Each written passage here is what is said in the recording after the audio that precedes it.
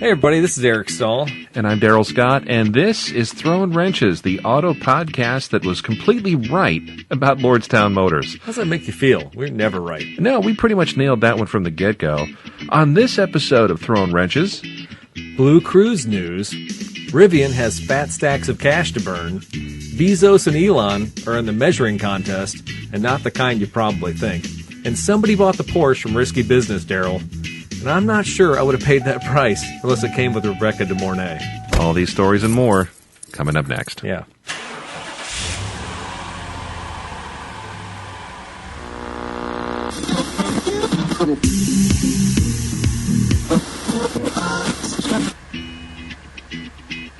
Thanks for listening, everybody. And to join the fun, please jump on Throwin Wrenches on the Facebook page. Just type in Throwin without the G.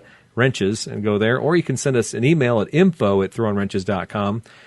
We'd love reviews. You know, the iTunes, I checked it a couple days ago, but I don't think anything's changed here recently. No, it's been pretty radio silent. It has been radio silent. I think it's the Regan show. They're still listening to the Regan show. Because it was long? Is that what the joke is? Well, it's been 2 shows running now that I made that joke. So it's all right. That's all right. It's content that's well worth a listen. Yes, exactly. So, as always, we always want to start the show off and talk about our sponsors, so that way we don't have to spend the whole show talking about the sponsors. Daryl, have you ever heard of Fort's Toyota Pekin? I might have, in passing. In passing, yes. Fort's is one of our longest sponsors of the show, Daryl, and they are a new and used car Toyota dealership in North Pekin, Illinois. They can be found on the web at toyota-pekin.com. They can also be found on all the socials of @Fort's Toyota. So that's Instagram, that's Facebook. Where else? TikTok? You're on the TikTok now. The talk. Well, I wouldn't go there looking for any real TikTok content. I imagine, and I actually don't have to imagine too much because I work there, Daryl. They have a Snapchat, and I don't think a Snapchat's been put on there in a while. So. Probably not. Anyway, well, you can get on that tomorrow morning. Yeah, but if you go to toyota-pekin.com, you'll find their whole selection of new and used cars, and actually 2 trucks of new Toyota showed up today. Wow. Yeah, we got some new RAV4s, we got Siennas, we got Highlanders. All kinds of stuff coming in. And this is an insider scoop, never to be heard anywhere else. You heard it here first. Yeah, the truck driver. So today I had to go outside and I had to sign off on the pre-delivery from the truck driver. And he said the Georgetown factory is going back to 100% capacity next week. Oh, wow. That's where they make the Camrys. That's where they make the Camry, like Siennas, Avalons, which I don't think the Avalon's coming back. And yeah, so that's good news. So that means maybe more materials are showing up. Maybe Toyota's got through some chips that they don't need to worry about on those vehicles. So that's great. That's an optimistic sign. Absolutely. So check them out, toyota-pekin.com. You can call them also at 309-382-4000. 15 minutes from anywhere. That's what they say. We'd also like to say thank you to the Casey Law Office of beautiful Morton, Illinois. Casey Law Office, a proud sponsor of Throwin Wrenches podcast. And, you know, Gabe Casey's just an all-around great guy. And a vintage... Unless he's suing you. Well, yeah. Then he's also a vintage vehicle enthusiast now. He's got a lovely classic Chrysler convertible. He got probably from suing somebody. Probably not. Casey Law Office, he's going to sue you. Casey Law Office specializes in consumer law, automotive purchases and repair, home purchases, and repair and other consumer representation against, you know, some shady, unscrupulous business practices. Nobody likes getting fleeced. Nobody likes getting taken advantage of, and Casey Law Office is happy to get you the results you deserve. Give them a call or click. You can check them out at CLOMorton.com. They can talk about your possible case, whatever you want to discuss, and that's free to give them a call. A free consult. That's what they do in the biz, Daryl, you know. Yeah, give them a call. He also owns Arena Esports, and that's one of our favorite places, but we never go there anymore because all we do is hang out in Gabe's garage. But if you're into the 3D gaming, if you're into the Xbox or the PlayStation or maybe even the Nintendo, is there a Nintendo that kids still play? It's ColecoVision. Switch. They got a Switch. Nintendo Switch. They got it all. So try it before you buy it. Bring your whole family out. Bring the kids out. Give the kids $50 so they can spend the afternoon out there playing all the games they want to their heart's content. That's what Arena Esports is. It's in downtown Morton. It's a great little gaming cafe. And you can find them on the web at 309arena.com. They're also on Instagram. They've got a popular little Instagram account. They do. Like and follow that. You'll dig it. Yep, very cool. Also a great place to hang out and eat pizza while you game. Really? The table. I like the big table. The big tables. We like the decor. That's the funny thing. When we get older, we're like, yeah, I don't care about this whole nice table. computer-laters you got on the wall. Let's talk about your LED light strips. Now, we also have Patreon folks who help support the show. We do appreciate those folks a lot because it means so much to us to help to keep the show running. We sound like an NPR fundraiser every time we talk about the Patreon folks. Patreon subscribers got an awesome pre-show, 55 minutes of... We didn't talk so much about art and culture this time. We talked a little bit about my camper adventure. We talked about cars and coffee this week. Yeah, talked about some upcoming road trips and David Lee Roth. We talked a lot about David Lee Roth and rock and roll. Yeah, we did. And we never did. So the deal was, and I'm going to finish the story from the Patreon pre-show. Okay. Is that fair? Is that fair to the people who aren't on there? Maybe. So the deal was, Roth said that the news will be disclosed when they open the safe. That was the cryptic last message he put on it. So, like he's going to die in a week. Yeah, we're going to hear some bad news. That's a publicity stunt, I think. But anyway, if you want to know what that's all about, you got to be a member of the pre-show crowd. You got to be in with the cool kids, folks. Just pony up the $5 and you're in. With the in crowd. Yeah. It's like the old 60s song. Yeah. Only that was not David Lee Roth. Now, we do keep getting an email from Marina Elizabeth, Daryl. I'm not sure if Marina is trying to get a hold of you, but if you check, we are or you are? Have you seen this? It keeps coming at info@throwinwrenches.com. No. Yeah, anyway, I keep getting it. It says Marina Elizabeth sent you a message. She sent us 2 messages yesterday, and she's waiting for a reply. And Daryl, she is ready. Come quick. Is that what she's saying? It was click here to chat with her, and I'm not sure if Marina's a listener to the show, but I can't stop getting these emails. I need to. I'm going to go on a limb and say probably not. Okay. The message, folks, is a little more detailed than that. It's a little more saucy. Saucy. But did you click on that link? No, I did not click on that. Did you give anybody your social security number? I was pretty sure she was looking for you, so I left it alone. No, I incognito. That's what I do. So I don't have to deal with that. The little creepy guy in the corner in the incognito mode makes me feel like I'm doing something dirty all the time. I can't do it. Well, why else would you be doing anything in incognito windows? Because you don't want people to know your location. You know, I could tell you stories about what the dealership can see when you click on a link. Oh yeah. If you and you know this from working at a giant medical firm, you can see from customers, you know. There's all those cookies that everybody keeps accepting. Yeah, so we can track all that stuff. I'm going to accept that cookie because I want every article. Next thing you know, they know every time you look at that article, and next thing you know, they keep serving up the content. All right, we're getting distracted here. You could always do private browsing. You could do like DuckDuckGo or whatever. By the way, would you ever trust that software? No. They probably want your name and social number before you can use it, right? Yeah, you give them all that stuff on the front end, and then you download it, and it's a virus. I'm just kidding. It's not, but it might be. Anyways. Hey, if you don't know my co-host here, Mr. Daryl Scott, let me tell you a little tidbit information about him. Did you know that my co-host is a sought-after newsreader? His enunciation, tonality, and cadence are from years of training and hard work on the airwaves. Yeah. Unlike Diamond David Lee Roth, this cat has kept his vocal chops tip-top shape, so that you can hear all about the latest projects going on in the Scott Auto Museum of North Peoria. That's Daryl Scott. That's right. Well, thank you very much. Yeah. That's very, very kind of you. I compared you to David Lee Roth. I appreciate that. Or against. Anyway. I always fancied myself as a Van Halen frontman. You're like the Sammy Hagar to David Lee Roth, maybe. I am more. You still have your chops. Van Hagar. So for those who don't know my co-host, he's very much living the rock and roll lifestyle. Life on the road, small towns one day, and big cities the next. The occasional hookup at the local truck stop. But it's just for the free Wi-Fi. That's it. So there he goes again. Turn the page. He's Eric Stahl. Tickets on sale now at all Ticketmaster locations. Yes. And by the way, I think when we post this, we should post the family photo at the pumpkin patch that looks like an album cover from the late 90s. Every year I do something stupid like that. It's great. You know, it took 2 seconds to make that happen. Yeah. That's everybody strike the pose. And they knew it. Yeah. And my wife even got in on this time. She's perfect. She's front and center this year. So Eric's family goes and they pick pumpkins at the pumpkin patch. Very nice family activity. But if you looked at the photo, it's got like the black and white or the sepia wash on it. It looks like something you'd see at a Co-op Records. It's great, and we have to share it. And then Nate Sosa hopped in and put the dates on. Dates? The tour dates are like from the worst. I mean, it's like a Central Ohio tour. Yeah. You know, it's like we'll be Moraine, Ohio. We'll be in Poughkeepsie. You know. Yeah. It's fantastic, though. I don't know. It was like a polka band tour. You know. What was it? Bill Hicks had a great bit, too, when he was talking about going on tour in small towns. I call it my flying saucer tour because much like UFOs and flying saucers, I, too, have been spotted in many small southern towns.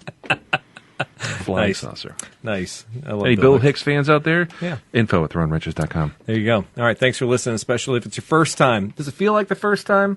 Is that a Foreigner reference? I don't know. They say you never forget the first time, Daryl. That's a Madonna reference, too, maybe. Ooh, ouch. I don't know. Please share it on Facebook. Please share it on LinkedIn, Twitter, Instagram. Any place you can share it, we appreciate it. And again, if you send a review through iTunes, we'll get you a fancy sticker. So make sure you do that. And I'll read it on the air.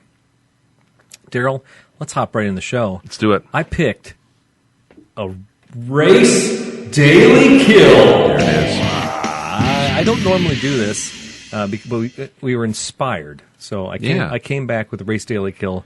I'm glad. We've had some positive feedback on the return, the triumphant return. So here's what I did. I went on to a website. I had an idea, and I was going to do this and that. And next thing you know, I was on Edmunds, and Edmunds says, "Oh, compare some cars." I'm like, "Ooh, this is cool. I can compare cars side by side. Wouldn't it be cool to see how far back I can go?" I was going to compare 3 cars from 1990, but then I'm like, "Oh, well, now wait a second. What if there's a model from 1990 that I could break every 15 years, for 30 years and see, what would be the selection?" So what vehicle, when you think about cars that have been around for eons, that, are kind of the same, and they've kept the same moniker, they even call it the same car, the Volkswagen Gti. It could be the Golf GTI, but it's the Golf, it's their performance hatch. And this car actually stays very consistent over the years. I was actually pretty impressed. The wheelbase and the size. It's still pretty much the same as it was. That car is pert near about the same size it was. I mean, it's a little bit, it's grown a little bit in length, but its width is still pretty similar. So this was fun. I went to Edmunds.com. I compared a 1990 Volkswagen GTI versus a 2005 Volkswagen GTI versus a 2020 Golf GTI. I like where this is heading. Yeah. And so Edmunds does this whole thing where it lets the cars, sit side by side. Now, obviously, the engine's going to be a little bit different. We got the 1990 has a 16-valve. 1.8? Yeah, you know what? And so this is where it gets a little hairy because I got to try and scroll down to where they match up versus each other. Oh, these stupid sites. 1990, 2005. And what was the other one? 2021? Yeah. Hang on. I'm scrolling because it keeps showing the 16-valve on the 1990. I want to see. Okay. So let's go down to engine power. In the 1990 GTI, 134 horsepower at 5,800 RPMs. The 2005 is 200 horsepower at 6,200 RPMs, and I believe that's a V6. And the 2020 is 228 horsepower at 47 RPMs. So it's got more horsepower at less RPMs than the first one. The torque is almost doubled. The original was 133. 15 years later, 195. Another 15 years later, 258. The displacement was a 2-liter versus a 2.8, back to a 2-liter. Okay. So that's that V6 in the middle configuration. Gotcha. All right. And that was a big deal for a while when those were out. The VR6. I think it was the VR6, wasn't it? The VR6 is the middle one, yeah. The 2005. And I wondered if I should have chose the V6, but I thought, oh, what the heck, we'll do it. Fuel capacity, 14.5 on the first one, 14.5 on the second, and 13.2. Crazy how similar these are. Now, the ground clearance, 4.6 on the original, 5.1 on the second two. Exactly the same. The width of the car is 66 inches on the 1990, 68 on the 2005, and 70 on the 2020. So we're 4 inches wider over 30 years. And the height, 55 inches, 56 inches, 57 inches. Literally gone up 2 inches in 30 years. Wow. Does it have a curb weight on there or no? I'd imagine it's gotten lighter. Maybe not. The headroom was actually the funny thing to me. 38 inches, 38.1 original, 38.6 second gen, 38.4 in the third gen. So new cars are getting smaller. Yeah, well, I have to think that comes down to insulation, noise, NVH, safety. Sure. There's a reason there's extra padding all over the place. Now, I was hoping there was one more statistic on there, but that kind of gives you an idea what we're looking at here. Okay, so the field of those three, spanning whatever that is, 30 years. 30 years. Yeah, because I did the 15-year break. We did a 1990, a 2005, and a 2020, so we have literally 30 years a span with the 15-year right in the middle. It's a lot of evolution in those years. It is a lot of evolution. So, Daryl, I pose to you, which of these cars will you race? Which of these cars will you daily? And which car will you kill? That's actually kind of tough. Because if I pick something old to kill, then I'm a heartless bastard. You are, and that's not your style. No. And if I pick something new to kill, well, then I don't appreciate refined modern performance. So I'm just going to go ahead and kill the VR6. I'm going to kill the 2005 because that's easiest for me. I've heard a lot of things about how those are kind of a pain to work on. Great motors. They had a great exhaust note. And I'm sure they're a torquey motor in a small car like that. That V6 had to feel like $1 million compared to the 4-cylinder. Yeah, I would. But the newer ones are turbocharged, right? Oh, yeah, I would think. I think it's a little turbo 4-cylinder. Yeah, 2.0 4-cylinder turbo. So I would go ahead, and I would say the 2021 would be a nice one to daily. Because it's fast, it can keep up with modern traffic, but it's still fun, and it's got all the creature comforts that you'd want in a daily driver. And I would probably race the 1990 just because it's simpler, it's probably a little bit lighter, it's probably more fun to throw around, and it probably makes a great racket. I remember when those 16-valve 2-liters were out, and there were GTI guys. My uncle had a couple GTIs when I was growing up, and I remember that those were just fun to drive cars.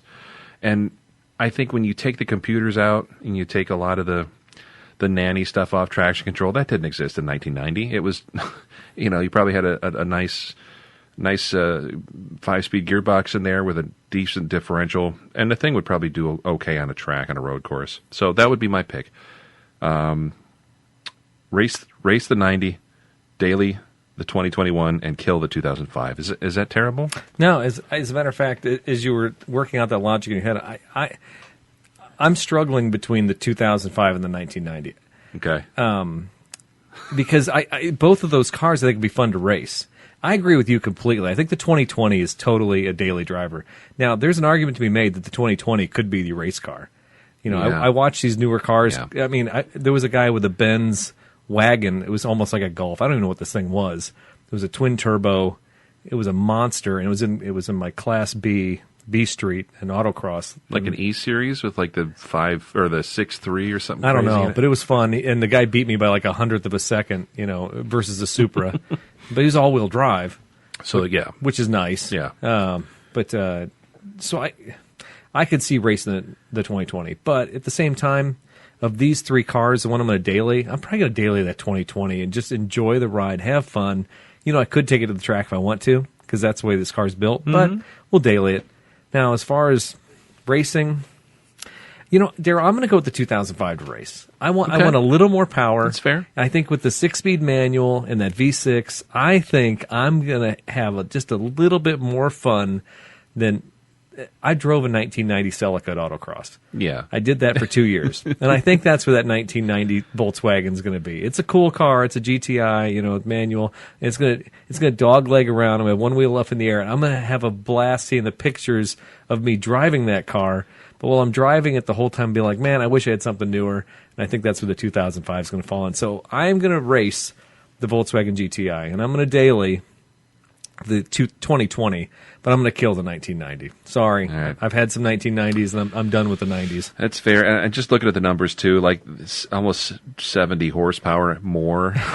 That would make a difference in a small car. So the days of having fun with 100 or 130, 150 horse... Been there, done that. We need some horsepower. Especially you get spoiled. You got turbos on everything now. Dude, I can't... So that leads to the next section of the show, the project section of the show. And that's usually where Eric talks about all the stuff he's doing. Sorry, Charlie. Charlie's a fan of the show. He is an autocrosser, and he's got a great little Miata. And he said, actually, he did give us a suggestion, some feedback, and I forgot to mention this earlier in the show, but he said we should do, maybe on the Christmas show or something like that, we could do this, but aggressive styling. We should pick our most aggressive styled cars. Ooh, okay. I like that idea. So I think that's a really good idea. Maybe we do it in Race Daily Kill. I think that's a great idea for Race Daily Kill. Just cars based on their shape. Yeah. Anyway, I like it. So getting back to autocross, it was 2 weeks ago. Eric Bonk was there, and he brought out his Miata, and it was a family affair. I think is his sister. Is that who he was with? I can't remember. He's got a daughter. Definitely wasn't his daughter. I'm not sure. I didn't meet up with you guys. I was spectating. I saw Dean. I saw Dean and his Dean's son. Daryl was here, and I ran all over. I was like, "Where's Daryl? Where's Daryl?" I was like a lost dog, and then you ran away. Well, I think you were working the course or something. Yeah, I didn't want to call you or text you because you're working. You don't want stuff happening. And I also didn't know because I came there after it all started, and I'm a newbie, so I wasn't sure where I was supposed to be. And there were a couple people that kind of gave me the look like, "Who are you? Who are you? You're not wearing a vest. What are you doing here?" So I just kind what that look was, do you want to volunteer? We need somebody out here. Which I totally would have, but I was out there for about 2 hours, and then I chickened out and went to Jimbo's Jumbos and got a cheesesteak. No way. I did. Is that 2 Jimbo's runs in a month? Yeah. 2 months. I was a bachelor that weekend, so I actually got 2 of them, and I ate one for lunch and I won't call you out on it. I mean, the wife's probably good. Listening. All right. No, it's delicious. I love it. Anyways, sorry I missed you. So Eric Bonk was there, and Charlie was there, and was he the blue Miata? No, it's a white one. No, White that blue one. Oh man, smoking. It was fast. 3 guys who were sharing that car. Jason Daly was driving that car on Sunday, and Emmanuel, and I'm trying to think who else. But these guys all run nationals. They're all like pro. It was insane. That car entered the course and left the course and didn't drop speed at all. Just flaming fast. I watched that thing like 4 or 5 runs, and it's funny because it doesn't look fast. Yeah. It just goes. Yeah. And I'm like, and I look and it's like 46, 45, 44.99. Yeah. I'm like, it just kept going. Yeah. Oh. Dude, I had a terrible day. I tell you what, it was on Saturday, my first run of the day. I just roll up there, and all of a sudden, my heart just like, I got the the adrenal glands just like clicked in. On Saturday? Yeah. The first day? Yeah. And just my heart, and I'm wearing a Garmin watch. I looked down at my watch. My heart was like 122. Like, what in the hell? And I'm like, it felt like a rookie. When's the last event you were at? It was Mossville, and Mossville did pretty good. But Daly was coaching me all day, and some other guys were riding with me. I don't know. I don't want to call it a panic attack, but I think I had like a little anxiety attack or something. I was just like, oh my God. And the Super brings out like my worst emotions because I'm just like, I want to do the best I can. I want to make sure I represent this car. Sure. And I struggled. The first 3 runs, I struggled. But I caught my breath. I started getting a little better as the day went on. But I was middle of the pack for the most part. I just couldn't quite get together. And then there were so many people in Pekin at the autocross. This is a Central Illinois SCCA, by the way. They do 3 events this year, but last year we didn't do any because of COVID. So this year at the Pekin airport, we had 60 registrants, which was epically big for us. So that meant we were only going to have 7 runs each. Normally you get 8 or 9. And sometimes in Rantoul with Champaign County, you get 10 runs. Oh, wow. Yeah, so 7 seemed... I was just like, man, of course... It's like any sport in the world. You're always like, if I could just get one more at bat, if I could just get one more down, Right. If I had one more run, Daryl, I would have do it. I would have been so much better. I don't know that it would have mattered that much, but it was a short day with only 7 runs, but had fun. And then on Sunday, one of my technicians, one of my ex-technicians, who's kind of a semi-pro driver, came out and drove the Supra, and I drove the FRS, and had a fun day. Again, 7 runs. The FRS, I actually did better in the FRS, I think, than I've ever driven it before. So, good for you. I don't know. Maybe we'll keep pushing the FRS. I think the Supra is too much pressure. I can't handle it, Daryl. Well, it gets in your head. I buckle. It really does. I was in a mind game, big time. Whereas the FRS, I mean, you get hours and hours in that car. Yeah. And you've actually taken the Supra on longer road trips and road rallies. Yeah, it's different. It's different. The thing is, the difference is, and this is where I'm undisciplined. You have to have measured approaches on the pedal in the Supra, and in the FRS, you can still smash the pedal like I did in that first car I started driving for autocross. Yeah. The Celica. The Celica, you could smash the pedal. You're like Hulk smash, Hulk on, Hulk off, Hulk on, because it's only making 128. Yeah, exactly. So I want power, no power, no power. And it took a second for the power to show up. Supra, that's not how it works. Right. Supra's like, you want power? How much power you want? I'm going to bring it right now. Whoa, you got it all. Yeah, Tires hold. Yeah, exactly. Well, the Viper guy had a couple really good runs, and then there were a couple where it was like, too much. Yeah, terrible. And just spun out. And that's just... It was a tight track. It was a very tight track. So the bigger cars struggled versus the small cars on that day. Actually, both days. I felt like it was catered towards the small cars. Mm-hmm. And the Supra really works better in the bigger car territory. Anyway. And then the other thing I got going on is this week, Daryl. Yeah. Southern Cruiser Crawl. My favorite time of the year. Down in Tennessee? Down in Hot Springs, Arkansas. Been there like 7 years straight. And guess what, Daryl? I'm not going. You're passing. My son, my boob son, my high school senior son, we say, hey, son, it's homecoming weekend. Anything going on? You got a date? Nah. What about royalty stuff? Nah. Okay. So we get a postcard from DMAC. Well, actually, I take it back. I got a Facebook post from DMAC High School that says, congratulations to our homecoming royalty. Oh, the court or whatever? Yeah. And guess who's in the royalty court? My son. Your son? Yeah, my son. You're kidding. And it's cool. He's a senior. God bless him. You know, he's doing awesome. Yeah, good for him. Yeah, so he's in the court. He was in the court once before. I think he was in town like a year, and he was in the homecoming court. You know, so this is his second time in the court in 4 years. Oh, that's great. And it's his senior year. Well, it's SCC. Southern Cruiser Crawl. It's Hot Springs, Arkansas. It's a TLCA event. I go to it all the time, and I swore. Jake and I had a pinky swear. I think we spit in our hands. We cut our whatevers, you know, and took a blood oath. Yeah, we did. That we would never miss Southern Cruiser Crawl. And it's my son's senior year, so Friday or Wednesday night's Powder Puff game where they announce who the king and queen are. Friday's the parade for all the royalty. They get to be in there, and then Friday night the ball game. They bring all the royalty out on the football field, and then of course homecoming's on Saturday night, and he's got a date. But good for him. Yeah, great. Yeah, but I'm canceling SCC because I need to be. It's my son's senior year. I got to be there for all that. It's going to happen one time. And if I had to have one excuse, that's it. But I feel like dirt because we didn't do it last year because of the pandemic, and so Scott and Candy and Jake and his cousin Andrew, they're going? They're all going to be there. Okay. I had to cancel my reservations at the KOA just the other day. I felt so terrible.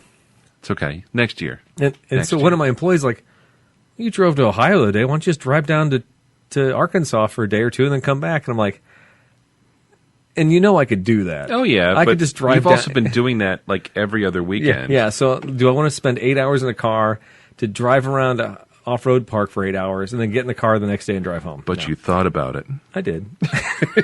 You gave it some serious thought. I could probably pull that off. It's my favorite event. If I drink, 72 ounces of coffee. My heart's going to explode. That was probably the anxiety attack I was having during the race. It was just like, will you please let me rest? just I want to sleep in. No more Italian roast from Casey's. That's enough from, yeah, right.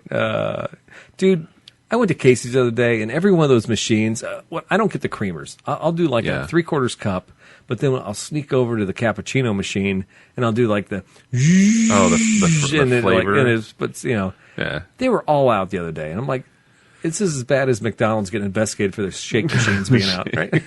I want to call the Casey's to the stand. Yeah, exactly. Yeah, your hazelnut foam is always empty. It's out.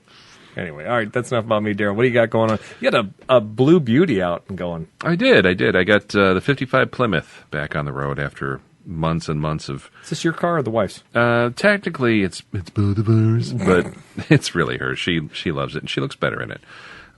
She actually drove it last weekend. We had that argument works for all your cars. I'm not sure if you're aware of that or not. It does. But yeah, we put a new radiator in. My folks were down a couple weeks ago, and my dad and I... Is this the one that got sent out?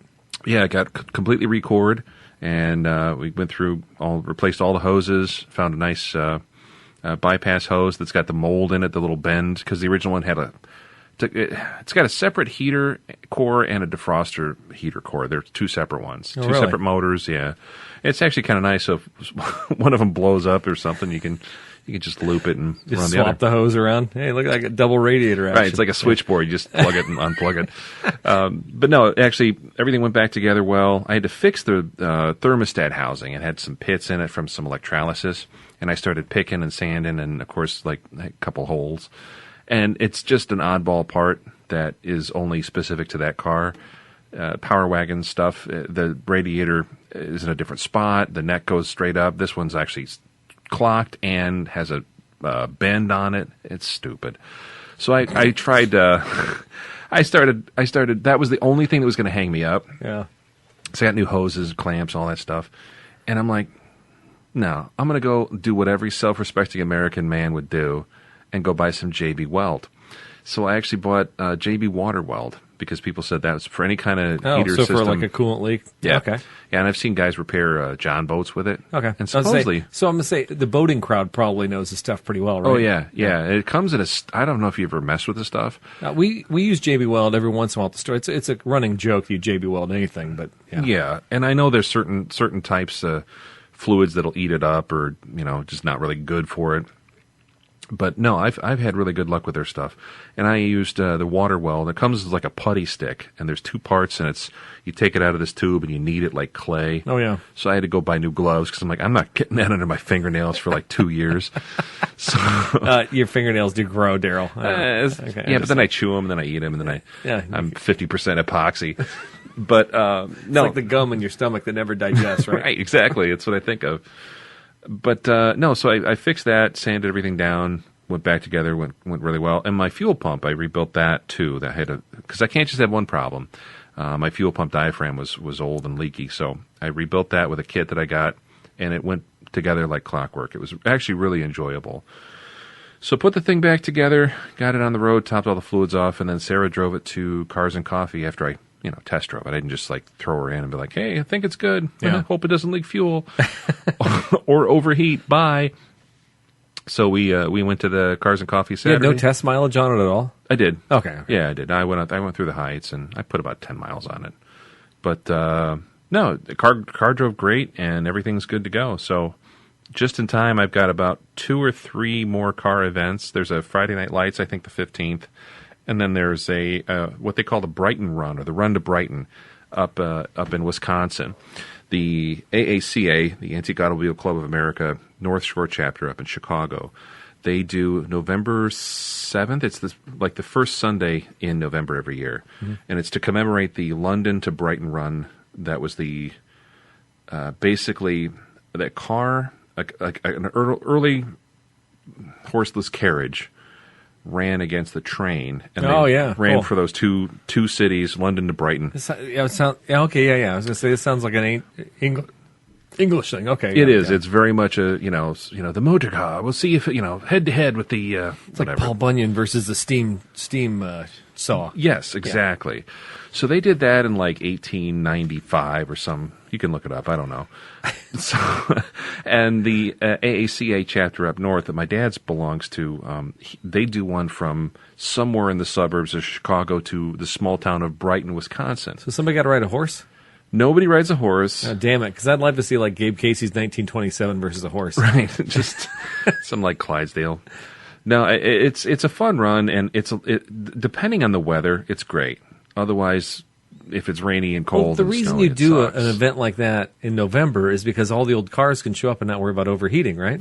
There's that, but then that also keeps a lot of the, I don't want to say light duty collectors. I think I know where you're going, Daryl. The people are like, oh, this car's never been rained on, and I never take it out in the whatever. Well, have a nice winter. Have fun storing your stuff for forever and ever. Yeah. The first, actually, our 47 Chevy, we got that back together. The first thing we did was we ran it on that thing. Yeah. And it was great because we showed up and we met in a Jewel grocery store parking lot with a bunch of my other car club friends from my dad's club.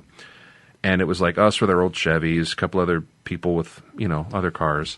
And then there's like an ISO Griffo Revolta or something, like some Ferraris.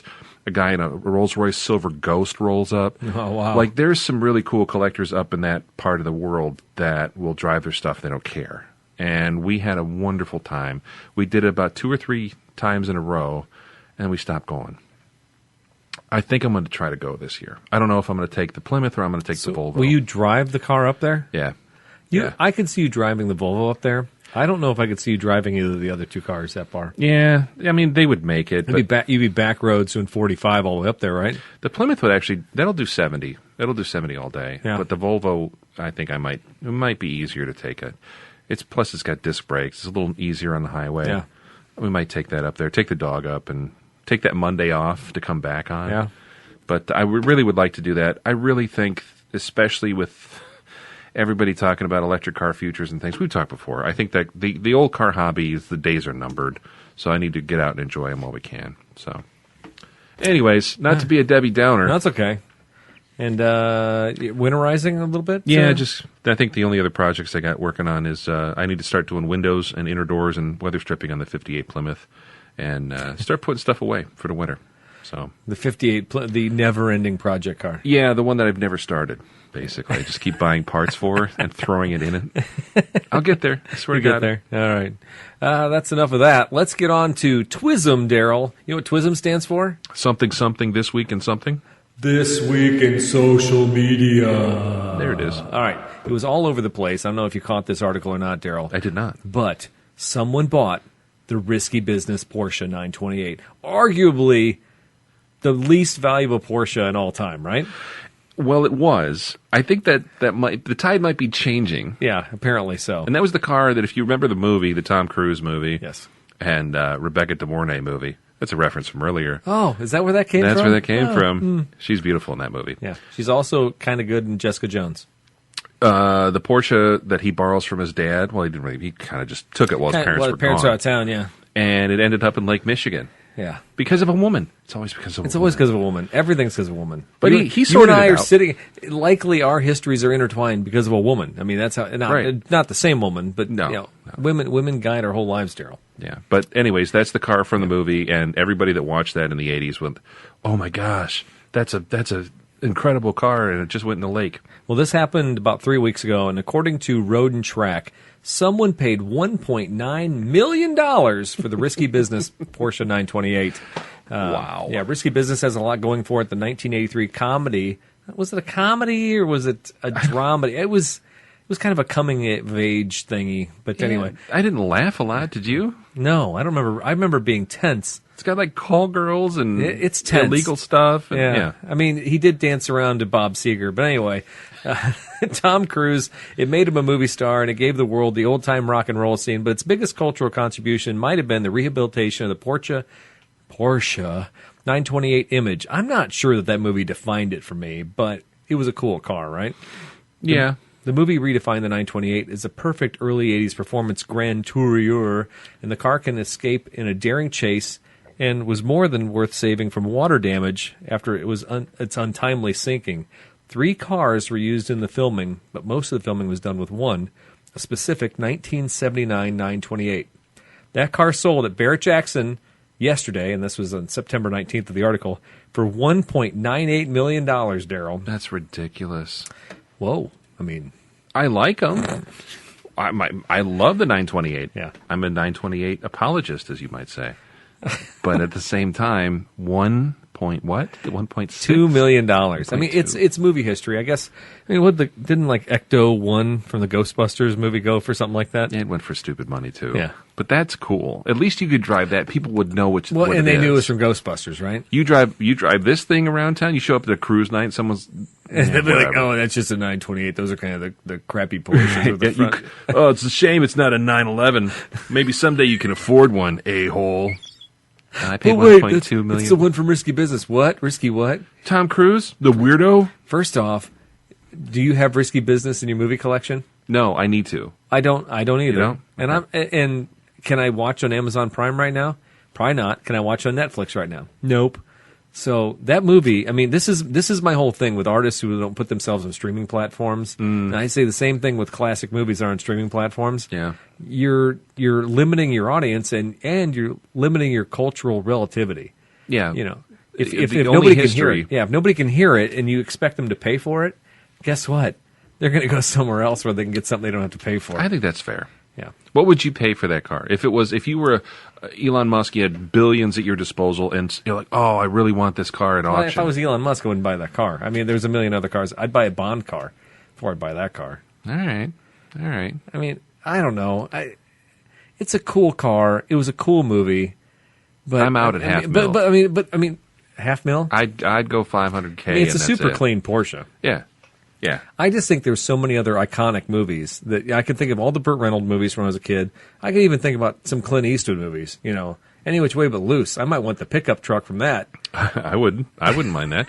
Or a pink Cadillac. Yeah. Oh, yeah. There you go. 59 Caddy. Sure. Yeah. No, there's some great cars and some great car movies. Risky Business is a cool movie, it's an 80s movie. I don't know. I just don't. Maybe that 1.98 was just Tom Cruise. Maybe he bought it just so he no could one else slide around his underwear and play Bob Seger. I mean, it would be fun to see him and Rebecca De Mornay, Risky Business 2. Yeah. After after it all wears off. Paternity test. Right, exactly. Or the CTA train people arrest them for indecent Rebecca exposure. De Mornay she had that breathy hotness. Well, she was super young in that, too. Was she? Yeah, Tom Cruise already made a couple movies. He was in, like, All the Right Moves and a couple other... He was in, like, The Outsiders. Oh, yeah. So he already peaked. I don't know. He didn't peak. He was actually... Rain Man is where he peaked. Never peak. That's what I tell my kids. He's terrible now. He's a terrible human being. But Rebecca De Mornay He's just a Scientologist. Well, that's not why. We're big in Burkina Faso. I think we were going to be big in L.A., and now you just limited us to the Scientologists. I'll call Mimi Rogers and score it all away. All right. They were married, by the way, before anybody was anybody. All right. Nobody knows who Mimi Rogers is either. No, we don't. All right. Should we move on to the... Google it. Gosh. News. So old. All right. That was enough of social media there for you, Daryl. Daryl alluded to it early in the show. We were right about Lordstown Motors. Well, we're always right. But yeah, specifically about Lordstown Motors, yeah, we called that. I posted some memes that I'd made about the dog on fire with the Lordstown, and I put it on Twitter. Oh, I got a little bit of hate from that. Did you? Why are you hating on Lordstown? It's a good company. It's going to be great. And I think they're Lordstown apologists. Yeah. Well, and Lordstown has seen some stuff. And you're a fan of. I mean, if there's a Lordstown apologist, who's not even involved with the EV aspect of it, you're an apologist for the whole factory. I am. That's where my family's Cavaliers were made. Spill some beer for them. For your homies. For my homies. No, actually, if anybody had a Vega, that's where those were made. Beautiful Vegas. Never did. Thanks. Yeah. Anyway, so Lordstown, the whole EV maker thing. What's going on with them right now?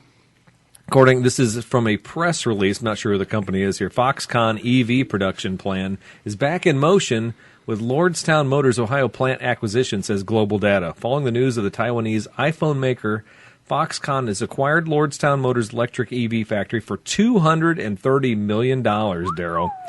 Bakar Sadiq Agwan, senior automotive consulting analyst for Global Data and the leading data and analytic company, offers his view. The acquisition is a milestone for Foxconn U.S. EV ambition, which has come to a standstill with an uncertainty looming over the company's Wisconsin manufacturing plant. Well, that right there, folks, if you know anything about that Wisconsin plant, is what we call a poop show.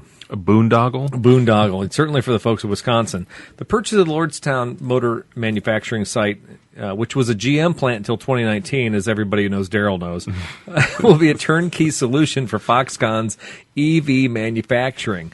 And that will give it hand-off experience in the area. It indicates that the ready plant will garner quick learning with less investments, and that the GM plant capacity could turn around 300,000 units annually, thus provide significant room for Foxconn to expand its capacity in the future. Well, Foxconn, folks, is Apple, right? I mean, can we call Apple Foxconn, Apple? They're just a subsidiary that makes the Apple products. Yeah, whatever.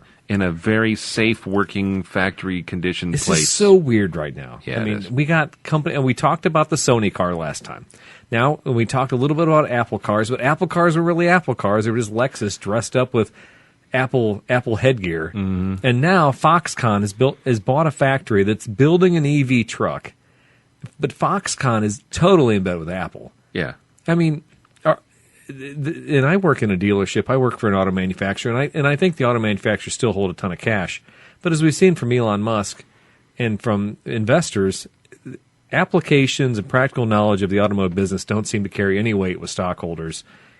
If you're Apple and you say you're going to build a car and you're going to build it with Foxconn at Lordstown, take my money. I think that's almost that's the indication I get anymore. Well, how far along was Lordstown with their truck? Because they were another player in the early EV truck game. Right. And so people were watching them. They were watching Rivian. They were watching Tesla. And what's the other one? Nikola. Yeah, Nikola. And Atlas. There's countless of these truck manufacturers. The only one that's made headway, of course, is Rivian, which we're really happy about being here in Central Illinois. But also the Lordstown stuff, they had a meltdown at the top level. Yeah. It was more of a management thing. Well, wasn't Nikola had the complete meltdown, given the brother the battery technology gig and stuff like that. Okay. But I think that the problem was with Lordstown is they were just burning through massive amounts of cash and nobody was funding. they didn't have any support. And it didn't look like the local investors or the private investors were going to help them out. So, Foxconn stepping in is huge. I mean, we think about Rivian, and we got a Rivian story coming up. Yeah. It takes a lot of money to get something off the road. So we're going to get into that here in a little bit. But so Foxconn has the money to make things happen. That's what I'm going to guess here. We'll see if they didn't get into this to burn that money. I don't believe. No, and pretty much everything they've done has been successful. I mean, heck, they managed to survive all the massive media scrutiny of their employees throwing themselves off the roofs. Yeah. And I hate to make light of that because we're talking some hopefully serious... the roofs are lower at I mean, it's Lordstown. When Whoa, was that mean? Sorry. No, I mean it's pretty serious stuff, but they managed to weather that. Any other company, I mean, you think about some of the companies stateside. There's a couple scandals here, or there's some HR violations there. The company's done. Yeah. Their brand, they have to rebrand or they sell off. Foxconn's like, yeah, that was us. Yeah. Our bad. Hey, you want that iPhone 13? Yeah. And you want an EV car? Yeah. We're Which go I heard now one of my employees talking about a 30-month contract on his iPhone 13 or whatever. I'm like, 2.5 years, baby. I mean, I guess the phones are made to last that long, but my God. It's like $1,300 too, isn't it? Right. I think every generation they add an extra $100. So yeah, it's pathetic. Yeah, anyway, thank goodness I go with Boost Mobile. Just kidding, I don't. Yeah, the guy sitting here with his phone broke, his laptop broke. Right. Hey, just because I have to crank mine with a hand crank, don't worry about it. Right. All right. So this next story, we're going to talk a little bit about chip shortages. Car sales plunge as chip shortages choke off supply. How violent. By Chris Isidore of CNN Business. New car sales plunged over the last 3 months in the U.S. despite strong demand as the shortage of computer chips and other supply chain issues caused shutdowns at auto factories and choked off supply of vehicles. General Motors reported sales fell 1/3 from a year ago last quarter, and they were off 40% from the same quarter 2019. That's before the pandemic roiled the car market. Sales at Stellantis, the company formed by the merger of Fiat Chrysler and France's PSA Group, fell 19% from a year over year and 27% from pre-pandemic times. Meanwhile, at Toyota, which includes Toyota and Lexus, third quarter sales edged up 1.4% compared to a year ago, but the 3-month total includes a 22% plunge in September sales. So as we head into winter, it's rough. It's pretty rough numbers to see. Toyota has reported fewer supply chain disruptions than other automakers, though it has cut back production at some factories more recently.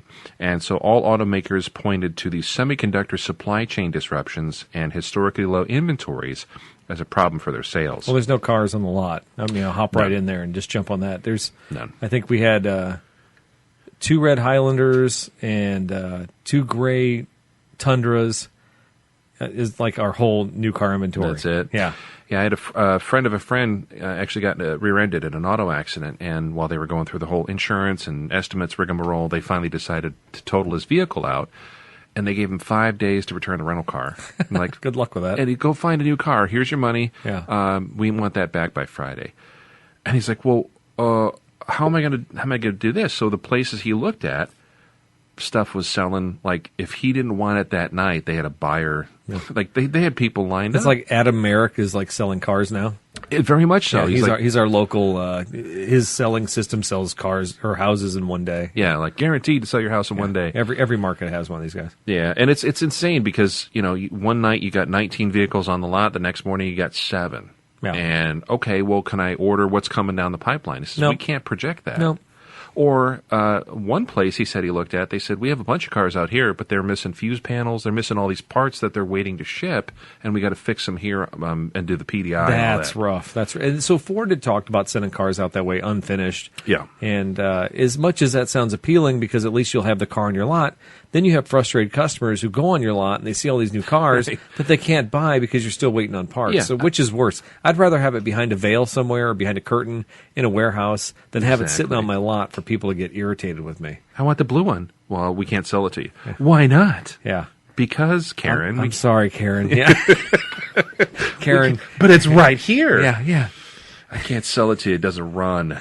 And, sure. Maybe, you know what? And frankly, Karen, there's a Brenda who's much more appealing to me than you. So I will sell it to you. Here's the key fob. Good luck. See you later. Yeah. And then turn the light off and lock the door. It doesn't run.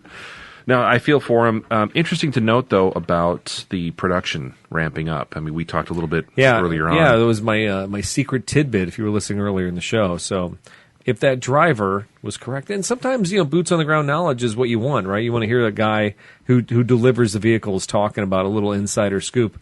I hope that guy's right. I hope more cars show up. I mean, we talked about Mitsubishi having record sales because guess what? When every other car sold out, the Mitsubishi lot's still saying, "Hey guys, I got some cars over here for sale." Right. So it's kind of like when you get off the freeway, the interstate, and you're looking at all the restaurants and stuff. You're like, "Oh, McDonald's line's crazy. This is great. Burger King, Taco Bell is crazy." Well, Rally's has got one car. Yeah. I guess I'll go to a Rally's. Absolutely. That's the Mitsubishi. And then you get the big Buford combo for $250, and then you get indigestion the rust of your day. Do you want this Volvo story, Daryl? You are the Volvo apologist. By the way, I'm taking the apologist term. I'm owning it. I love it. I stole it from Tony Bruno eons ago, but I'm going to run with it. Tony's not doing much anymore but a podcast. So. Yeah, it'll be on our T-shirt. So this next story is from CNBC, and I saw that actually today when we were prepping for the show. Volvo says that the shift to electric cars is the reason behind a $2.9 billion IPO. I thought they were owned by their government. Or is that Saab? I'm sorry. Well, Saab, for a long time ago, Saab was acquired by GM and then sold off during the whole GM bankruptcy. Uh-huh. And Volvo was bought by Ford for a long time. They owned them. Tata was involved somewhere, right? Yeah, and I don't know who the heck owns them now. And then there's like Volvo, and then there's also the electric division, which is Polestar, which is owned by a Chinese company. So that's them. So Polestar is Volvo. Okay, so Polestar almost made the news for me. This is probably that article. It might be. Okay. So the CEO of Volvo Cars has told CNBC that the automaker's shift to electric vehicles is the reason behind the planned listing on the Nasdaq Stockholm Stock Exchange. Volvo wants to raise 25 billion Swedish krona, or $2.9 billion, via the initial public offering, which will be one of the biggest in Europe in this year. So in an interview with CNBC, Håkan Samuelsson was asked why the company was going public now. And he said basically there's a lot of interest from investors to invest in EV companies. You see it growing all the time. He said, "We've said that 2030 is our end date for the internal combustion engine, and we, of course, want to secure that transformation." So basically talked about how there's just a lot of buzz from investors. They want to go with green companies. It's funny, too, because they were one of the first. Volvo was one of the first in, I think, auto manufacturers that we took notice of that said 2030 was going to be the date where they're just not going to produce. So it was them, and then everybody else started kind of following suit, a lot of them over in Europe. I don't know. It'll be interesting to follow this. I wonder if it'll time with the Rivian IPO, because that should be coming fairly soon. Yeah, it's coming up here pretty quick. But when you come down to it, if I'm going to throw money at an IPO, I'm going to throw it at Volvo or Rivian. Yeah. I mean, the name carries a lot of weight. And I think Volvo has a known market. There's customers who trust Volvo for their safety, and their integrity, and their build quality. And they've also, if you've watched some of the commercials or heard, I get the free Pandora and all that, so I don't pay for stuff, so I get the ads. I know. But I hear a lot of things. They're kind of moving from, we've kept you safe, we're all about safe vehicles, and now we're making the environment safer with our vehicles. I noticed just a tinge of a Swedish accent when you said that. Well, I'm trying to do it better. I can't do a Swedish accent. You had it before you even tried, I believe. No, but it is interesting to see, and Volvo the name does have a lot of brand equity, as they say. Yeah. And not only in cars, but also semis. You think across the country, across the world, Volvo also makes giant tractor trailers, and industrial trucks, and heavy machinery. You don't see them as much as you did. I wonder if the cat converter crisis 10 years ago blocked out some Volvo tractor trailers. Could be. I mean, I used to be you'd see Volvo trucks on the road a lot. I don't see them so much. Big rigs. So I'm talking about. Yeah, they had some joint venture too with GM and also I think White. So I think that was like a conglomerate or like a joint venture, and then I think it dissolved. But I also wonder, it's only a matter of time before we start seeing electric heavy equipment, heavy machinery, and things from Volvo in that regard, I think. All right, you ready for this, Daryl? Let's do it. All right, so we haven't had this in we haven't had me get a little crazy, but this is some national news here. This is possibly the weirdest thing. Are you ready for the living in a van down by the river segment of the show? It's a first. It is a first. I'm curious. This is the Matt Foley segment of the show. If you're not familiar with Matt Foley, Google it, YouTube it. Anyway, This is from the New York Post, so you know it's got to be good. Airbnb kicks mysterious illegal van renter to the curb. Dean Balsamanini. I think that's a good Italian name. I'm not sure what that is. A mysterious woman who hawked dilapidated vans to adventurous Airbnbers has been kicked to the curb. The Airbnb host, known as Nancy, has been deleted from the company's online listing after cops last week seized 7 vans. Authorities said she had been using them for at least 2 years as cut-rate Airbnb rentals. One dissatisfied customer called the experience awful and made a YouTube video about her stay. An observant traffic enforcement agent noticed something off about the vehicles, and 5 of which were parked in the East Village. One registration and New Jersey plates were long expired, some going back as far as 2000, sources said. And another dissatisfied customer in the YouTube video said, "This is awful," saying she was initially seduced by Nancy's ad, which offered him the Vanlife experience, #Vanlife experience, Vanlife. for just $97 a night, Daryl. In the East Village? In the East Village. I wouldn't take that. I mean... Well, you're an adventuresome guy. I am, and I've done Airbnbs. I've done whatever the other site is. I can't remember. VRBO. I could see. I mean, I've seen these little hut buildings where people make homeless boxes on the side of the street. Yeah, I've stayed at hostels, Daryl. I stayed at a place in San Diego for $39 a night in downtown. I mean, I could see where people would do this. Sure. But the fact is, if they didn't have permission for the vehicles to be on the road, then that ruins the whole thing. I mean, I would do it. You would. That's what I was going to ask you. I would do it. Would you do it for under $100? I guess the only problem I'd have is, does it come with a Gatorade bottle for me to pee in the middle of the night? Or is there actually a place I can go and relieve myself? Well, it's a nice amenity to have. Yeah. You'd have to step up to the next tier. Yeah. It's #conversion van life. Oh, yeah, that'd be nice. Just the van that'd life. be nice. Conversion van also gives you curtains and the back seat that folds into a bed. Yeah. And those map lights that don't work. Oh yeah, that's true. Yeah, dude, it's such a weird thing. I mean, we talk about side hustles. I joked with the owner today about side hustle. My RV I bought, RV camper, whatever it is. But everybody's working a little side angle all the time, and just, hey, you know what? This person tried. If they've had plates on there since 2000, and they've been doing this for 2 or 3 years, I would say. Mm-hmm. They made their money. Yeah. There's a great line in the movie Jackie Brown that Robert Forster says. Mm-hmm. And it's where Samuel L. Jackson comes in. He's trying to bail out somebody. I forget who it is. And he's like an armed smuggler, drug dealer. He's a terrible character. And Robert Forster's this bail bondsman. And he's like, I don't know what you do. It's probably illegal, but whatever it is you're doing, you're getting away with it, so more power to you. Oh, yeah, I remember that. It's just a quick little bit. And I'm like, it's, Nancy, great side hustle. Yeah. You might want to just, I don't know. Button it up and call it a day? Yeah. Maybe sell the vans? Maybe sell the van, or maybe upgrade to an RV and charge $197 a night. That's crazy. I'd missed this. Where did you find this? It was on it. So that actually could have been in social media. This week in social media, it kicked up. It was probably on Drudge Report, is where I saw it, and it was on the New York Post. Oh, and this guy has a YouTube. If you go to stay.uptin/YouTube, you can check out the guy's customer review. How do you even review an Airbnb? I mean, do you just after your stay, a couple stars and a little blurb, or what? I struggle with this all the time, and this might be good pre-show material. But I went someplace. I had a subpar meal, but I've had several good meals. And what I'd like to do is, it's like, I hate the survey system that Toyota does. But the nice thing is, I can always give kudos when I have a good experience. But then I could say, oh, something was off this time.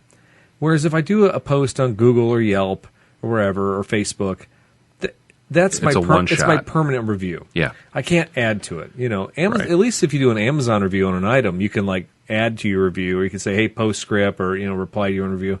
I don't know. There's no great system for this stuff right now, as far as I can tell. Poor Nancy. Yeah, poor Nancy. So I watched Flash of Genius. Oh, the movie about the intermittent wiper? You probably just got through the Regan episode. Yeah.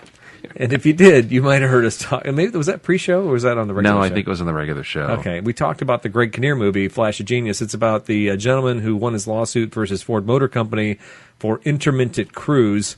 And it's a really produced... it's almost like a Hallmark movie.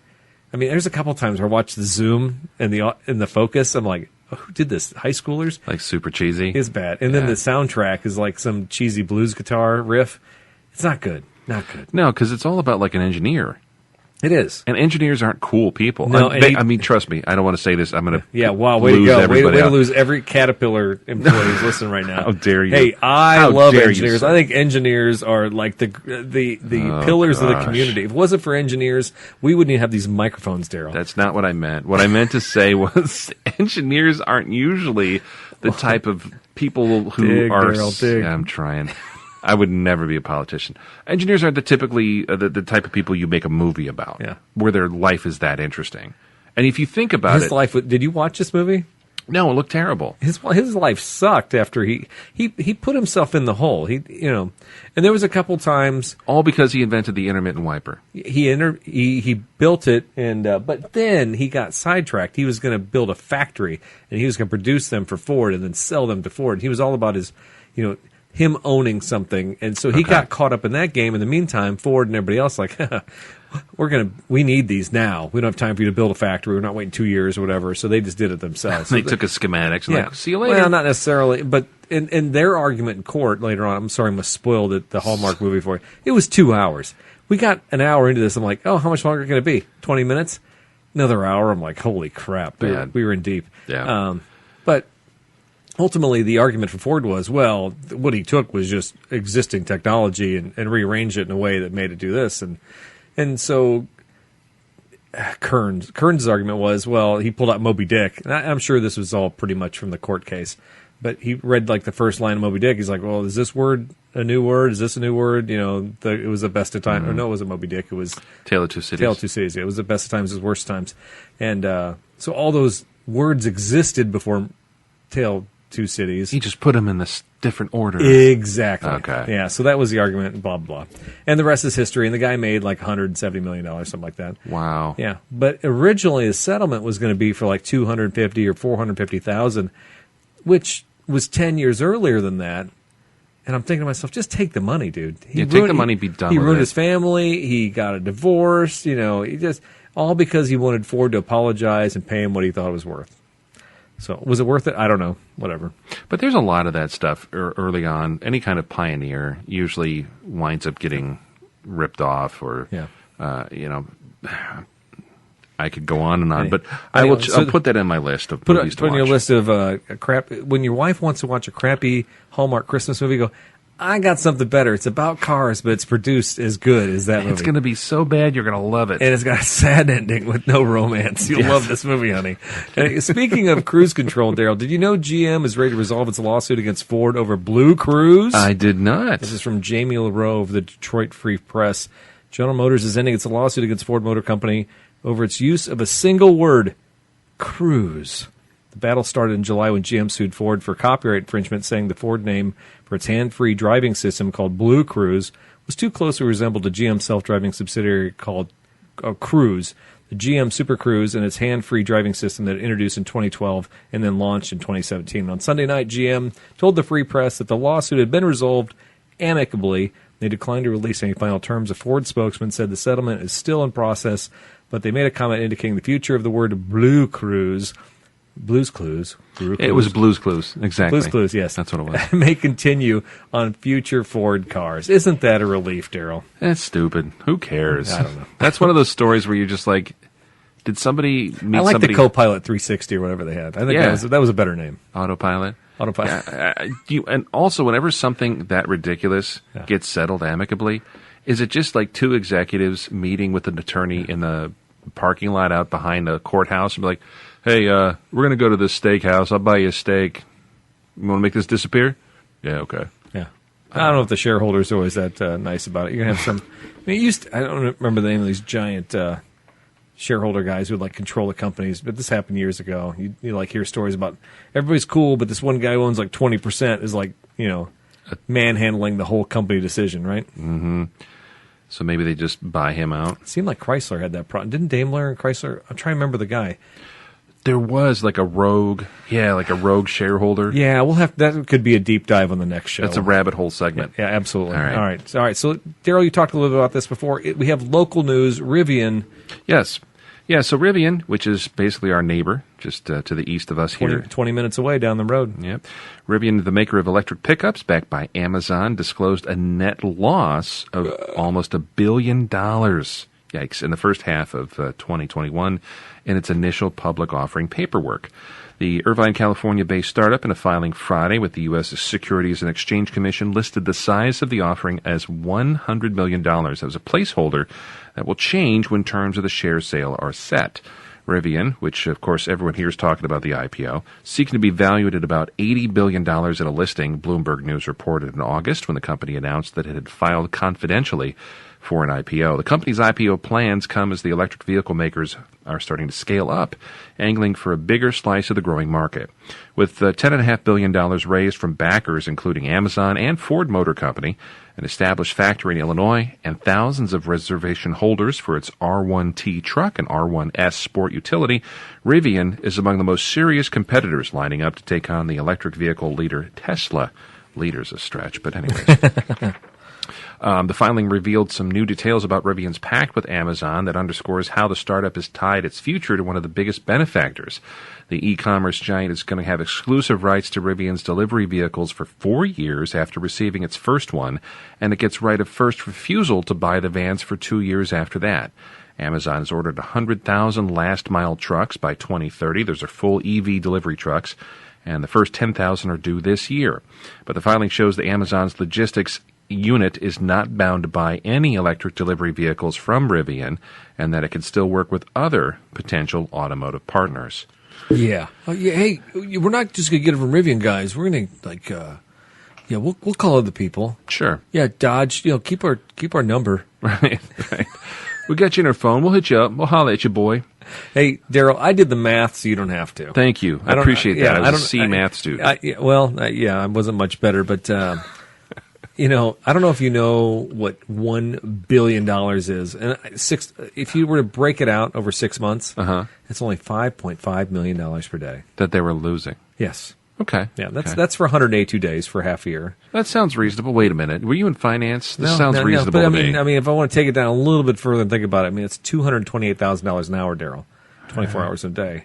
And and really, when you think, that's only $3,800 a minute they lost. That's literally burning $4,000 a minute. Okay, that's not bad. How about $63 a second, Daryl? Well, that's much more manageable. I think I wouldn't worry about that too much. No, I wouldn't either. So, if you think about it, you and I, we could own a car company. Sure. We could own a company that's going to build cars. Mm-hmm. I could probably afford 10 or 15 seconds where the wife would completely freak out on my ownership opportunity with Rivian. And then pull the plug. Yeah, I'd have to pull the plug at 15 seconds. But I'd be out then. But when you think about it, they got 80-some million coming in the IPO, and they burned $1 billion. This is how it works now, I guess, right? This is how Amazon did it. This is how Tesla did it. All these folks that start up something cool. But they also had, what were the early on infusions from Ford and from Amazon were like, weren't they like 500 million? 500 mil, yeah. I mean, it wasn't chump change. Somebody somewhere, multiple people, actually saw something that they believed in enough to pony up that much dough and back them. So I'm excited to see what happens with them. The local buzz around here in the last couple of weeks is they actually had prototypes out. First production vehicles have run off the lines. Yeah. They've had some on display. They've had a lot of local media taking tours and getting to drive them. And employees. I've seen several friends that are employees out there. Some people I've talked to, because of the employee discount they're going to get, they're like, oh, I'm buying one. Totally. Yeah, because I think it was literally like $20,000 saving if you're an employee or something like that. Yeah, it was a really good chunk of change. Yeah. And I think we looked it up maybe last time. I don't remember if we talked about it, but the list price, the MSRP on the truck, the R1T, I think it starts at $67,000. Before tax savings or after? That's before the $7,500. They're talking about a $7,500 credit. Well, after Joe Biden's done with it, it'll probably be $15,000 credit. Yep, it'll be interesting to see. Here's my thing.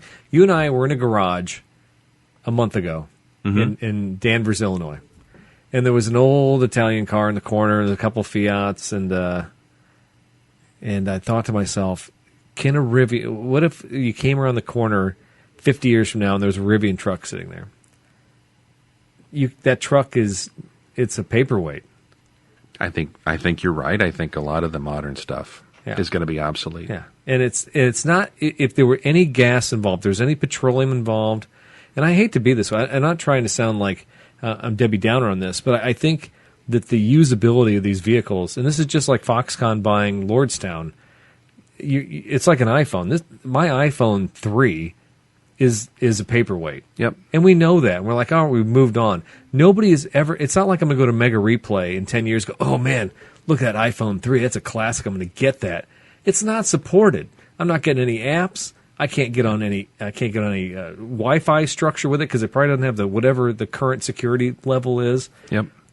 And so that's what's going to happen with these cars. So my only hope is, at this point, is that this thing is completely 100% recyclable. And you can take everything out of this vehicle, at least 98% or 99% of it, and do something else with it, because these cars aren't made to last like that. No, I think you're 100% right. And when you start talking about that in certain circles, people think you're crazy. Well, nobody's going to keep these forever. People do. But people do. People used to. There's a certain group of our population that's used to keeping their stuff. And letting it rot in their yard for 50 years. Yeah, or just, I don't know, using it for more than a decade. Yeah. There's also those people that buy new dishwashers every 3 years because they keep breaking, or their refrigerators every 5 years. I don't think my grandparents replaced the fridge in 50 years. They did when they moved. Yeah. They had to sell the house. I mean, there are certain life cycles, expectancies for products like this. And I think people always say, well, it's an appliance. New cars are just an appliance. And they really are. Yeah. They're going to be so expensive that people aren't going to buy them. They're going to lease them. They just turn them in every couple of years and just be done with it and get a new one. And maybe that's where we need to go. Maybe. I just a hard time with that. I'm struggling with it. I just feel like a lot of these cars are coming off. It's going to be great. It's going to be fun, and I think the technology is great. I don't see these cars lasting the duration. So enjoy them while they're out there, and get your lease just like your iPhone. But hopefully they don't clutter landfills, and we do something with them later on. Right. If anybody wants to find out how that worked in the past life in other countries, look at the Trabant. Google the Trabant. Trabant? Trabant in East Germany. It was a car that was made out of wool-reinforced resin. And there were these cheap cars for the masses, obviously a socialist country, and they were basically just a little two-cycle, oil-burning nightmare. Oh. And when they eventually died, the motors the cars just wore out. Yeah. You couldn't do anything with them. You couldn't crush them. You couldn't melt down the steel. Some of the stuff you could. But the bodies, the chassis, stuff like that, they wound up burning them, and it released all kinds of toxic smoke. Oh, God. So there's still a lot of landfills over in that part of the world that are filled with these cars you couldn't do anything with. Yeah. So I didn't mean to get on a serious sidetrack there, but the more you do the math in your head, you're like, come on, man, we got to do better. But who's trying to do better, Daryl? Every day is hustling, Daryl. Oh, I think I know his name. Every day I'm hustling because I'm Elon Musk. It's your moment of Musk, everybody. I don't know if you're aware of this or not. This last week, Daryl, Elon Musk got on his high horse because he's got money again. Does he? Yes. I don't remember where this came from. Elon Musk he edged Jeff Bezos as the world's wealthiest human being list again, and he wants to send his space and riches rival a keepsake, Daryl. Nice. I'm sending a giant statue of the digit number 2 to Jeff B, along with a silver medal.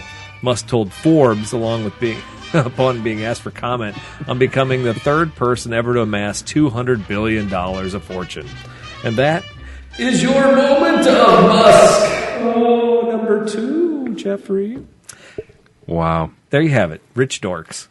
Pretty much. We watched Saturday Night Live this last week. Did you see that? Yeah. And we watched Jeff Bezos fighting along Richard Branson flying in space, and then evil Star Trek Ego Quest. Ego Quest.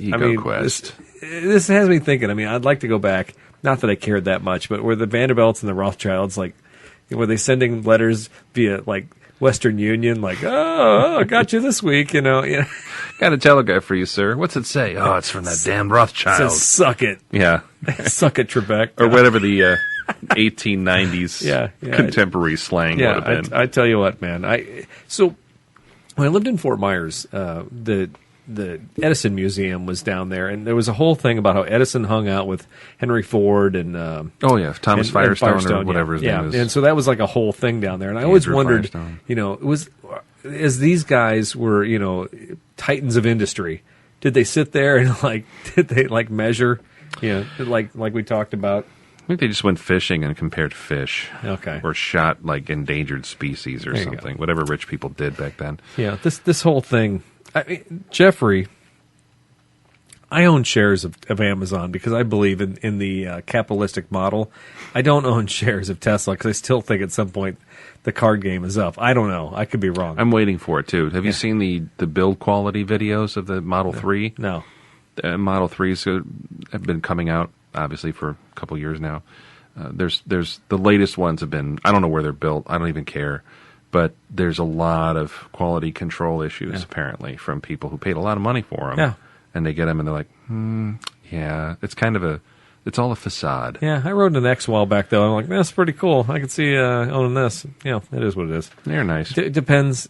Time and a place, in a situation. Who knows? Anyway, that's my buddy Patreon subscriber Don buzzing in on my phone there. Just put them on, patch them through. Yeah, right.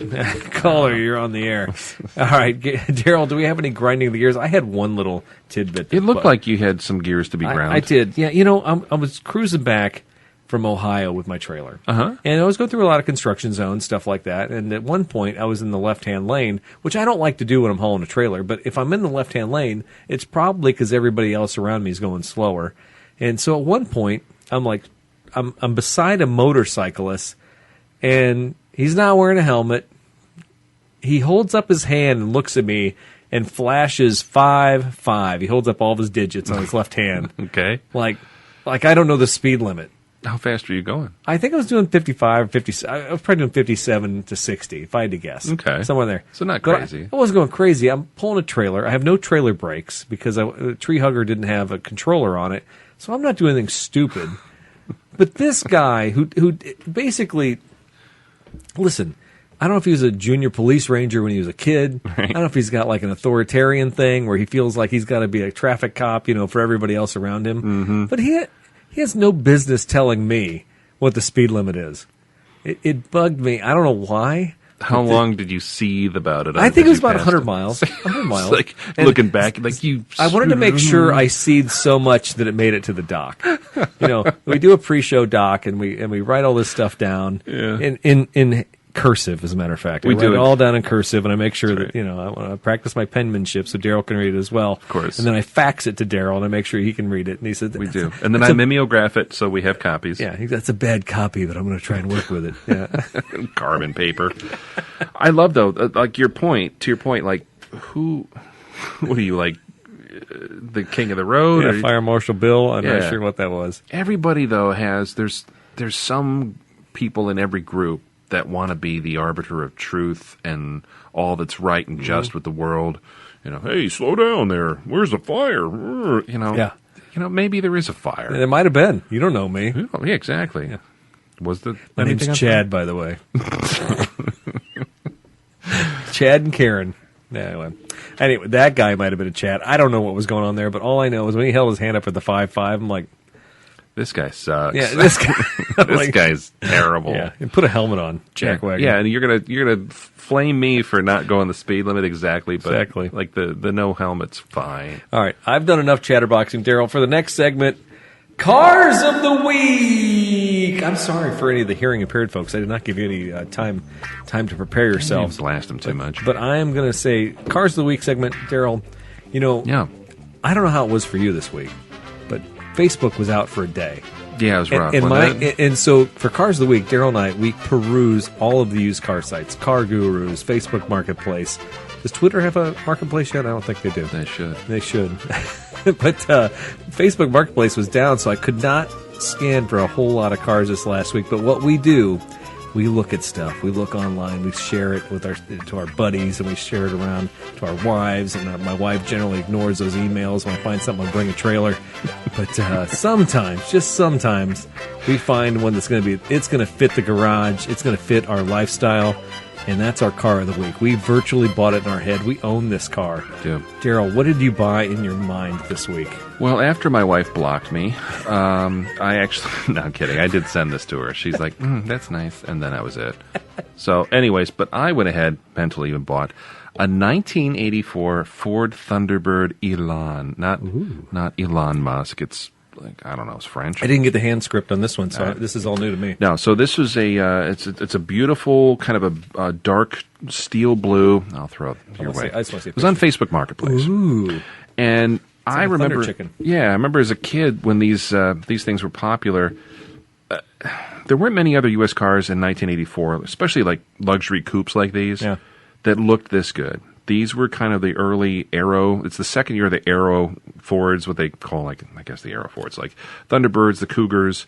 There's a Ford designer named Jack Telnack, and he also gave us the Taurus and the Tempo. Anything that was kind of round sculpted with those aerodynamic fronts and the door handles that were recessed. It wasn't like the GM. You know, if you look at like an 84 Monte Carlo or like an 84 Dodge Murata, nobody has those, by the way. People forgot about those. I didn't. But they look, if you park one of those cars next to this thing, light years different. They also did the Lincoln Mark 7. Those are really, really slick-looking cars. This thing is actually cool. It's built on the Fox chassis, so it's like a Mustang, but a little longer wheelbase. But so because we talked about these when we did a little Fox deep dive a while back, right? Yeah, we did. Yeah, I forgot about that. So this thing actually popped up in Galesburg, which is 45 minutes from here. So close, Sarah. Yeah, it is. I wouldn't have to trailer it. It's got low miles. I think it's 60-some thousand miles on it. It's a 302 V8, 5-liter fuel injection, so it's pretty reliable. And it's easy to work on. Cheap to work on. And it has all the paperwork, so it's probably somebody's grandma's car. It's really nice. $6,700 is what they're asking. Oh, what a deal. I mean, right now it is, but also 3-4 years ago, this car would have been a $3,500 car. Yeah. Correct me if I'm wrong. Yeah. Could I possibly have seen like a fake spare carrier on the back of that? The Lincoln Mark 7 had that kind of hump back. Okay. Yeah. Same proportions and everything. And you either love it or you hate it. Yeah. The Thunderbird was super, super clean.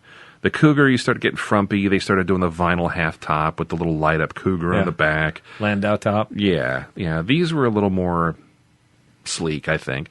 And they actually had, I looked it up, because they had like this, they had a Heritage Edition, they had the Turbo Coupe, which was a neat car. Yeah. They even had the Elan, which was kind of the mid-range, and they had a Fila Edition, like the sneakers. Oh, the tennis shoe? Yeah. And it was like white and blue and red, had the little stitched logo in there. Who would be, what year was this? 84. 84. Well, I mean, that was Jordan's era was in the early later. 90s, yeah.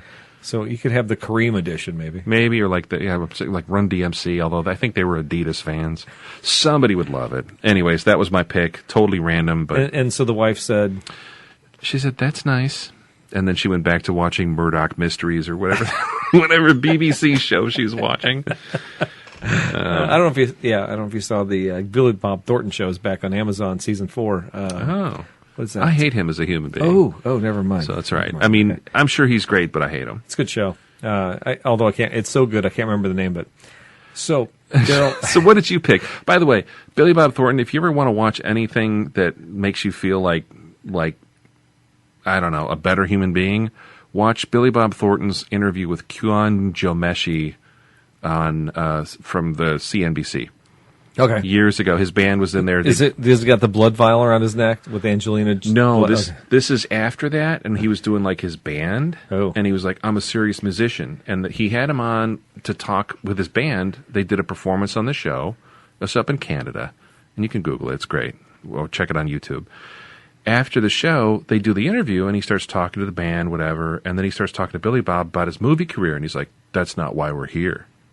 you should talk to my bass player. You should talk to this person. We're here for a band, not the Billy Bob Thornton show. And he's let's be frank, Mr. Thornton. You wouldn't be on this show right now had you not had a movie career. He kind of said that, and then Billy Bob doubles down, and it's awful. The rest of the interview goes off the rails, and it's so bad. I lost all respect. All right, Daryl's going to add that in the document later on so you can watch that. I will. I'll put a link up. Sorry. Right. Anyways, Eric, what did you pick for car of the week? Okay, so I got a little weird. I mean, I always pick some weird, like, import vans or something, you know, and I'm no different here. But when we were in Nashville a couple weeks ago and we were at the trailer place, we were headed to the trailer place to look for our camper, I knew the shape of this. I was like an eighth of a mile away on a busy Nashville road, and I saw this white van ahead of me with a roof rack on it. But I could tell by the profile on it, it was an import. It was like an Asia van. I'm like, wait a second. And I got up next to it. It was a Toyota Hiace. Cool. If you don't know the Toyota Hiace, as somebody who's traveled to the Caribbean and traveled to Europe, you'll see these Hiace vans. There's something about they're based on a Toyota truck platform, but they're an industrial van, but for whatever reason, they never made it past United States safety standards. And the engine is very familiar to us. The 2.4 liter is very similar to the 2.4 liter that I believe is in my son's 4Runner, and it's the same thing that was in Tacomas for years. But they have a third or fourth row scenario in them that doesn't make them fit for United States safety standards, and their sidewalls are super thin too, just like all Asian makes. So, you know, I think for side collision, they're probably horrible. They're like the Previa. You know, you're sitting way up on the engine compartment. So those kind of vans never make it past American safety standards. Well, I saw it. I'm like, oh, that's so cool. And as I got closer to him, I could see he had Canadian plates on it. And I'm like, okay, so this guy, he's just traveling through the country. For whatever reason, I don't know if it was synchronicity or serendipity or, you know, whatever you want to call it, Daryl, a 1996 Toyota Hiace van showed up on my Facebook Marketplace feed. I'm telling you what, Facebook Marketplace is the devil because it's almost like it sees everything you do and it says, oh, I saw you looked at a picture for too long on something, and by the way, there's one for sale. Here you are. Yeah. On a silver platter. Right. So in Chicago, Illinois, so super close, 98,000 miles, and it has the title. It's a 1996 Toyota Hiace van. It's industrial white. It's got a highboy roof on it with a fiberglass top. The van was kind of used as like a handicap assist vehicle, so it's got a rear liftgate in the back. Okay. But that high roof with that fiberglass top, I mean, I could set up a bunk bed scenario in the back. You know, I was just at Camp World. I was looking at like a queen size bed thing where you kind of move some stuff and then slap the pads down there and then you know. Oh, that'd be awesome. And then me and my wife could camp. We'd be in love again. It'd be great. It's the answer to any problem. It is. This is a beautiful. It's got curtains. It's got, you know, tons of storage. It's got the running boards on the side, and it's ready to go. It was only what did I say here? $10,900. And is that good? Because I've seen those come up before, and they seem like they go for pretty good money. Well, I think if that van were just a stock van without the topper and it were just a panel van, I think $7,000 or $8,000. I don't know that they come in an all-wheel drive option, but to me, so the biggest thing, and I run into this now because I got a JDM Supra in the shop right now. This van is bone stock. It's got an engine it's very comparable to the United States engine, and it's new enough it can hook up to all the onboard diagnostic stuff. So I can work on this van. Okay. This van doesn't present a lot of problems. You know, if a wheel bearing goes out, maybe I got to wait a couple days for a wheel bearing from Japan. But realistically, this thing is ready to go.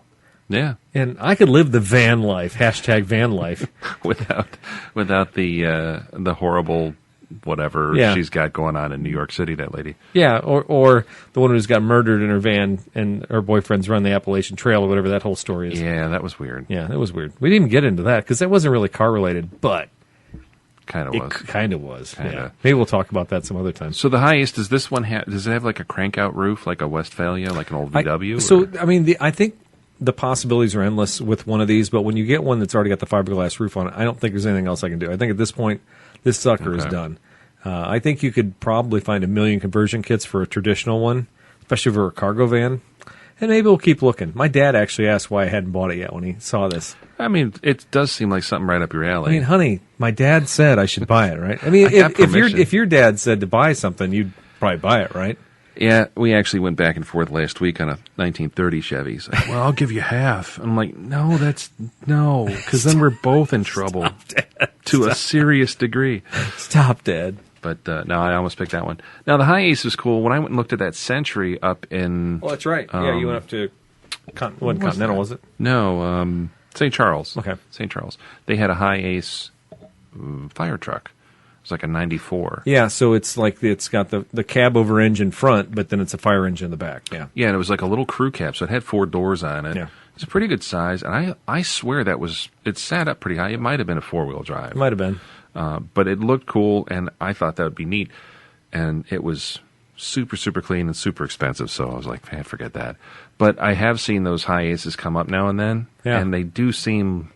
like they'd be a fun little ride. I could see you guys buzzing around. I could see owning one of those. Yeah, and like I said, the practicality is it can be worked on. Mm-hmm. I'm not getting something that's like completely foreign, so yeah, I can still plug in. There'll be a few learning curves, but realistically, knowing it's got the 2.4 liter and the Tacoma drivetrain, it's probably fine. I'm not worried about a whole lot in that thing. So. Yeah. Anyway, so that's my car of the week. I win. Thank you. All right. Good luck. I'll keep pulling for you. All right, you've reached the end of another Throwing Wrenches episode. Throwing episode? Throwing up. I'm throwing up all over myself here because I love that van. Throwing Wrenches podcast. This has been a great fun. I hope you had a great time, and I hope you log in to iTunes and you put on a review and you say, hey, Eric is great, Daryl is greater, and I love this podcast, and I even make my grandmother listen to it. I'll give you 2 stickers. You write that review. 2. You heard it, folks. Yeah. He'll give you the good stickers. Yeah, exactly. So, anyways, yeah, make sure you, if you have any comments or concerns, send them to info@throwinwrenches.com. Check out our website, www.throwinwrenches.com. And that's all we got. It is. I'm Daryl Scott. I'm Eric Stahl. We'll see you next time.